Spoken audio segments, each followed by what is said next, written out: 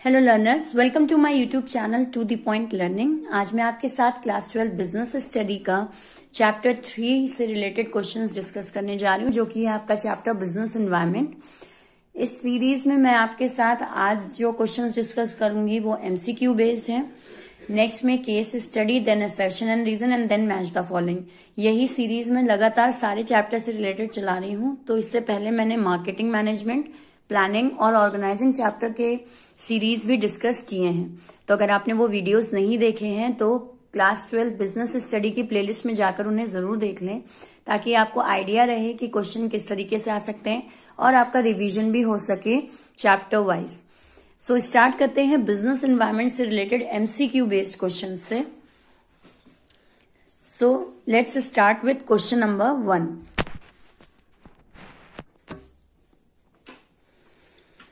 Okay, business environment is the sum total of all things external of business firms and as such is aggregative in nature। यानी कि business environment सारी चीजों का total होता है, all things of external business, यानी जो business के बाहर हैं, और as such is aggregative in nature, और वो nature के हिसाब से लगातार चेंज होती रहती है, बढ़ती जाती है, एग्रीगेट होती जाती है। तो ये फीचर आपका बिजनेस एनवायरनमेंट के किस फीचर से रिलेटेड है? So correct answer is totality of external forces. यहां हम टोटलिटी की बात कर रहे हैं, एक्सटर्नल और to business firm, business firms के बाहर है। ठीक, तो ये चीज क्या है? Totality of external forces.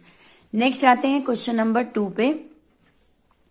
Increase life expectancy of people and increase awareness for health care, यानी लोगों में लाइफ एक्सपेक्टेंसी से रिलेटेड अवेयरनेस को जगाना और हेल्थ केयर उनकी अच्छी रहे, इससे रिलेटेड उन्हें अवेयर करना। Have increase the demand for many health product.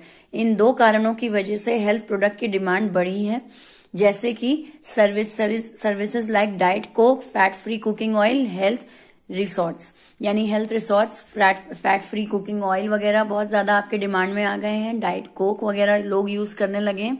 तो ये चीज बिजनेस एनवायरनमेंट का कौन सा फीचर दिखाती है? So your correct answer is C option, that is inter relatedness. Inter relatedness का मतलब होता है कि फैक्टर्स आपके आपस में रिलेटेड होते हैं। यहाँ पे लोगों को अवेयरनेस हुई अपने हेल्थ से रिलेटेड, तो डिमांड हेल्थ से रिलेटेड चीजों की बढ़ गई। तो ये रिलेशन दिखाता है दो कंपोनेंट्स के बीच। Next move on to question number 3। The attitude of the government officials towards business में हैव आइदर पॉजिटिव और negative impact upon business. Government officials का जैसा एटीट्यूड होता है वो पॉजिटिव भी हो सकता है आपकी कंपनी की ओर, यानी आपके बिजनेस एंटरप्राइज की ओर, और पॉजिटिव भी हो सकता है। Which feature of general environment, general environment के किस फीचर के बारे में यहाँ पे बात हो रही है? So correct answer is B option, that is political environment. जब गवर्नमेंट ऑफिशियल्स की बात हो रही है तो यानी कि ये एक पॉलिटिकल एंगल को दिखाता है। सो यहाँ पे आपका पॉलिटिकल इन्वायरमेंट होगा। देन बात करते हैं क्वेश्चन नंबर 4 पे। Which of the following does not characterise the business environment, इनमें से कौन सा कैरेक्टरिस्टिक बिजनेस एनवायरनमेंट का नहीं है, नॉट लगा हुआ है? So your correct answer is B option, that is employ. Employ जो है वो बिजनेस एनवायरनमेंट में नहीं आते हैं। एम्प्लॉयज जो होते हैं वो आपके इंटरनल एनवायरनमेंट के होते हैं, और बिजनेस एनवायरनमेंट में हम उन फैक्टर्स के बारे में बात करते हैं जो बिजनेस के बाहर हैं और हमारे कंट्रोल से भी बाहर हैं। देन नेक्स्ट आते हैं क्वेश्चन नंबर 5 पे। Which of the following best indicate the importance of business environment, इनमें से कौन सा है जो बिजनेस एनवायरनमेंट की इंपॉर्टेंस को सबसे बेस्ट इंडिकेट करता है? So your correct answer is D option, that is all of them. अगर हम ध्यान दें तो आइडेंटिफिकेशन, बिल्कुल बिजनेस एनवायरनमेंट की इंपॉर्टेंस होती है आइडेंटिफिकेशन। इम्प्रूवमेंट इन परफॉर्मेंस, वो हमारी परफॉर्मेंस को इम्प्रूव करता है और आने वाले लगातार चेंजेस को बियर करने में हेल्प करता है अगर हम बिजनेस एनवायरनमेंट की स्टडी लगातार कर रहे हैं। तो all of them will be your answer. Next question number 6। Which of the following is an example of social environment, इनमें से कौन सा एग्जाम्पल आपका सोशल एनवायरनमेंट का होगा? सो your correct answer is D option, that is composition of family. Social environment हमने कहा है, तो जैसे यहाँ दिया हुआ है मनी सप्लाई, तो नहीं, वो इकोनॉमिक में आता है। कंज्यूमर प्रोटेक्शन एक्ट वो लीगल में आ जाएगा क्योंकि एक एक्ट है। कॉन्स्टिट्यूशन ऑफ आवर कंट्री, हमारी कंट्री का कॉन्स्टिट्यूशन, वो भी आपका किस में आ जाएगा? लीगल में आ जाएगा। तो यहाँ अगर हम बात करें तो कॉम्पोजिशन ऑफ फैमिली, फैमिली का कॉम्पोजिशन यानी फैमिली के बारे में बात कर रहे हैं तो वो चीज सोशल एनवायरमेंट में आती है। Next move on to question number 7। Business environment is a group of dash powers. Business environment dash power का ग्रुप है, तो किससे रिलेटेड है ये आपका D option. Special and general forces involve रहती हैं आपकी इसमें। स्पेशल फोर्सेज और जनरल फोर्सेज में आपके इन्वेस्टर्स वगैरह, सप्लायर्स वगैरह, ये सारी चीजें, एम्प्लॉयज वगैरह, ये सारे आपके आते हैं बिजनेस एनवायरमेंट के जनरल और स्पेसिफिक फोर्स में या स्पेशल फोर्स में। Next move on to question number 8। Which of the following is not included in special powers of the business environment. इनमें से किनको हम स्पेशल पावर्स में नहीं रखेंगे। So your correct answer is A option, that is technical situation. Technical situations हमारी general forces में, general powers में आती हैं, स्पेशल में नहीं। सो your correct answer is technical situation. बाकी कस्टमर, इन्वेस्टर, सप्लायर्स, ये स्पेशल पावर्स है क्योंकि ये अगर अपने फंक्शंस को रोकेंगी या ये कुछ काम करेंगी तो बिजनेस पे तुरंत असर पड़ता है। इसको हम स्पेसिफिक पावर या स्पेसिफिक फोर्स के नाम से भी जानते हैं। तो अगर इनके में से किसी के एटीट्यूड में कोई चेंज आया तो वो बिजनेस को डायरेक्टली इफेक्ट करेगा। वहीं अगर हम टेक्निकल सिचुएशन की देखें तो वो इफेक्ट तो करेगा लेकिन उसका असर हमें थोड़ी देर बाद नजर आएगा या थोड़े टाइम बाद नजर आएगा। तो ये चीज किस में चली जाती है, जनरल पावर में चली जाती है। नेक्स्ट आते हैं विच of the following is available in time with the help of study of environment. यानी इनमें से कौन सी चीज हमें मदद करती है स्टडी ऑफ एनवायरमेंट, एनवायरमेंट की स्टडी करने में। So correct answer is C option, that is warning signal. Which of the following is available in time with the help of study of environment. यानी स्टडी ऑफ एनवायरमेंट हम कर रहे हैं तो हमें क्या मिलेगा उससे, तो बिल्कुल हमें वार्निंग सिग्नल मिल जाते हैं कि फ्यूचर में ये दिक्कतें हो सकती हैं अगर हम लगातार अपने बिजनेस एनवायरमेंट की स्टडी कर रहे हैं तो। So your correct answer is C option. Next move on to question number 10। The study of environment makes available dash resources. अगर हम स्टडी ऑफ एनवायरमेंट करते हैं तो हमें रिसोर्सेज से ये चीजें अवेलेबल हो जाती हैं या इस तरह की चीजें अवेलेबल हो जाती हैं। So your correct answer is D option, that is useful resources. Study of environment हमें यूजफुल रिसोर्सेज की अवेलेबिलिटी को दिखाती हैं कि पर्टिकुलर रिसोर्स भी है जिसको हम यूज कर सकते हैं। So D is the correct answer. Next move on to 11 question. Which of the following is undergoing quick changes. यानी किसी चीज में लगातार चेंज आ रहे हैं तो वो इनमें से कौन सा आपका होगा जिसमें लगातार आपके चेंजेस आते हैं जिन फैक्टर्स में। So correct answer is all of the above. अगर हम देखें कॉम्पिटिशन लगातार आपके चेंज होते हैं, फैशन लगातार चेंज होता है, टेक्निक में भी कंटिन्यूअस चेंज आते रहते हैं। So correct answer is all the above. Next move on to question number 12। ITC hotels made a study of the business environment and plan to open dash in India and abroad। ITC hotel ने business environment की study की और उन्होंने अब plan किया है open करने का dash in India and abroad. India और अब्रॉड में वो ओपन करेंगे। तो बिल्कुल ITC होटल्स के बारे में बात हो रही है। तो वो किस चीज को ओपन करेंगे, होटल्स को ओपन करेंगे। बहुत ही जनरल क्वेश्चन है ये। So correct answer is B. Next move on to question number 13। Which of the following with the help of the study of business environment an organization can improve its। Business environment की study से organisation किस चीज को improve करती है, यानी किस चीज में इम्प्रूवमेंट दिखाई देता है। So correct answer is C option, present और फ्यूचर दोनों में। इसमें बहुत तेजी में आकर फ्यूचर को मार्क करके मत आइएगा, ऑप्शंस को ध्यान से देख लीजिएगा अपने एग्जाम में।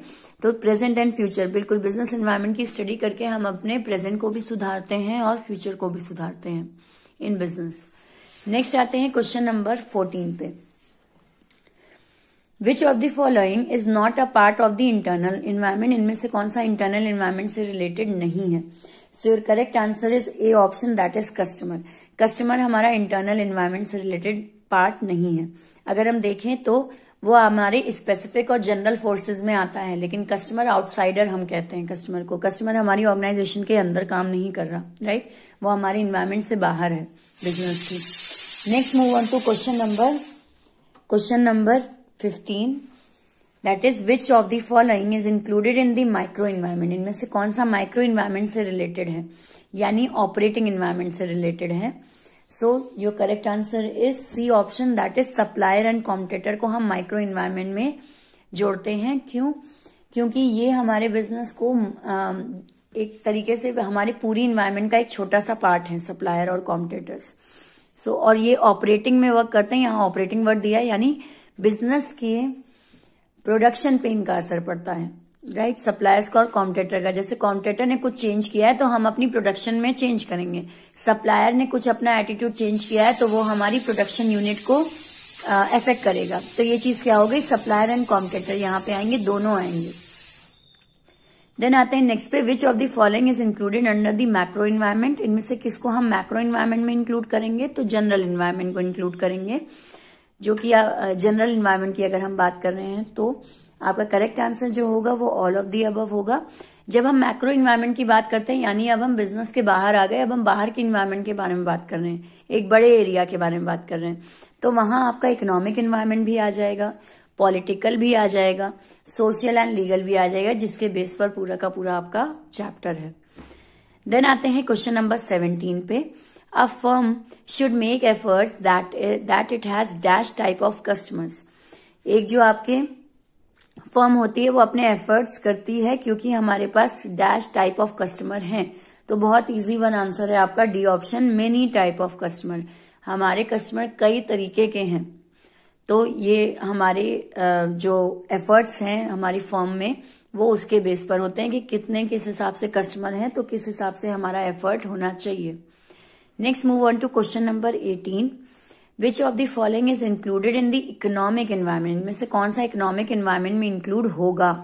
So correct answer is D option, all of the above. अगर हम देखें इकोनॉमिक सिस्टम सही है, इकोनॉमिक्स से रिलेटेड है, हमारी देश की इकोनॉमी अर्थव्यवस्था से रिलेटेड है। Economic conditions and economic policy, ये सारी चीजें ही आपकी इकोनॉमिक एनवायरमेंट के अंडर आती हैं। नेक्स्ट आते हैं determination, question number 19, determination of the economic policies for the purpose of regulating dash. यानी हम इकोनॉमिक पॉलिसीज को डिटरमाइन कर रहे हैं तो किस चीज को रेगुलेट करने के लिए हम ये काम कर रहे हैं। So correct answer is economic activities को रेगुलेट करने के लिए। इकोनॉमिक पॉलिसीज की अगर हम स्टडी कर रहे हैं, हम देख रहे हैं कि कौन सी चीज हमें फायदा देगी, पॉलिसीज क्या चल रही हैं देश में, वो हमें कैसे बेनिफिट देंगी, तो ये चीज क्या है, हम इकोनॉमिक एक्टिविटीज को एनालाइज कर रहे हैं। देन आते हैं क्वेश्चन नंबर 20 पे, under which environmental effect IBM and coca cola had to leave India. कौन सी कंडीशन के अंदर आकर IBM या कोका कोला को इंडिया से लीव करना पड़ा। सो इसमें आपका जो एनवायरमेंट आएगा वो कौन सा एनवायरमेंट आएगा। सो correct answer is political environment, right.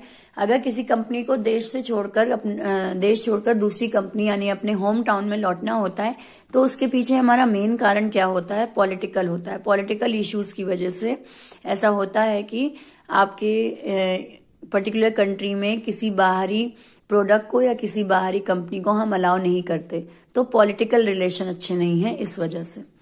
So correct answer is A option. Next move on to question number 21, which of the following is a factor of the social environment of business. इनमें से कौन सा social environment का factor है। So correct answer is D option, that is all of the above. अगर social environment देखें तो वहां पे कस्टम्स भी आते हैं, जिन ट्रेडिशंस को हम फॉलो करते हैं वो, रेट ऑफ लेवल और स्टैंडर्ड ऑफ एजुकेशन भी हमारा आएगा कि एजुकेशन लेवल हमारा कैसा चल रहा है। रेट ऑफ इंटरेस्ट, यानी हमारा यहाँ पे इंटरेस्ट का मतलब वो नहीं है आपके लोन लेने वाले इंटरेस्ट की बात हम यहाँ नहीं कर रहे हैं। रेट ऑफ इंटरेस्ट मतलब हमारे प्रोडक्ट पे लोगों का इंटरेस्ट कैसा है, उनकी दिलचस्पी कैसी है, उस इंटरेस्ट के बारे में यहाँ पे बात हो रही है। सो आपके ऑल ऑफ दी अबव आएंगे आंसर। कस्टम भी है, स्टैंडर्ड ऑफ एजुकेशन भी है और इंटरेस्ट भी है। अब यहाँ एक क्वेश्चन आ सकता है कि कैसे आइडेंटिफाई करें कि ये कौन से रेट ऑफ इंटरेस्ट की बात हो रही है। तो थोड़ा सा इसमें अगर हम दिमाग लगाएं तो हमारे दो ऑप्शन तो होंगे नहीं।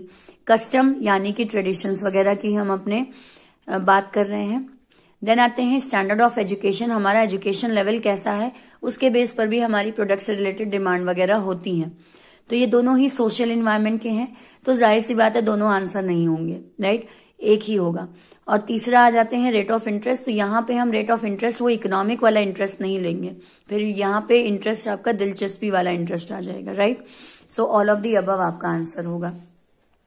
नेक्स्ट आते हैं क्वेश्चन नंबर 22 पे, Which component of business environment resulted in the relaxation of ban imposed on the foreign direct investment? कौन से कंपोनेंट की हम अगर बात कर रहे हैं, अगर हम बात कर रहे हैं कि बैन जो है वो इम्पोज, रिलैक्सेशन ऑफ बैन यानी कि बैन हमारा हटा दिया गया फॉरेन डायरेक्ट इन्वेस्टमेंट पे, तो ये हम किस इन्वायरमेंट की बात हो रही है? So your correct answer is D option, that is legal regulatory environment. इसको समझना आपके लिए आसान है। जब बैन की बात हो रही है यानी किसी चीज पर रोक लगी थी, उस रोक को हटा दिया गया, रिलैक्सेशन दे दी गई, तो फिर ये चीज किस में जाएगी? लीगल रेगुलेटरी इन्वायरमेंट पे जाएगी, यानी लीगल इन्वायरमेंट की हम बात कर रहे हैं। आपका किसी चीज पर बैन लगाना, किसी चीज पर बैन हटा देना, किसी चीज पर आपका ऐसा रूल, वार्निंग वगैरह लगाना, वो सारी चीजें लीगल हैं, लॉ के अंडर में आती हैं, तो इसलिए लीगल रेगुलेटरी इन्वायरमेंट होगा। Then move on to question number 23. With the introduction of photostat machine in the market, the carbon paper industry was adversely affected. आपके फोटोस्टेट मशीन के आ जाने की वजह से जो कार्बन पेपर जो लोग बनाते थे, जो इंडस्ट्रीज बनाती थी, उनको बहुत ज्यादा इफेक्ट हुआ।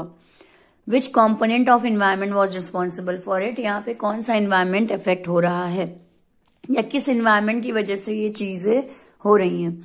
सो your correct answer is C option, that is technical. Technical क्यों? मशीन की बात हो रही है, टेक्नोलॉजी नई आ गई, इसकी वजह से पुरानी टेक्नोलॉजी बाहर हो गई, तो ये चीज आपका टेक्निकल इन्वायरमेंट को टेक्निकल इन्वायरमेंट इफेक्ट हो रही है इससे। Next move on to question number 24. Which factor is not included in internal environment? इनमें से कौन सा फैक्टर आपका इंटरनल इन्वायरमेंट में इंक्लूड नहीं होगा?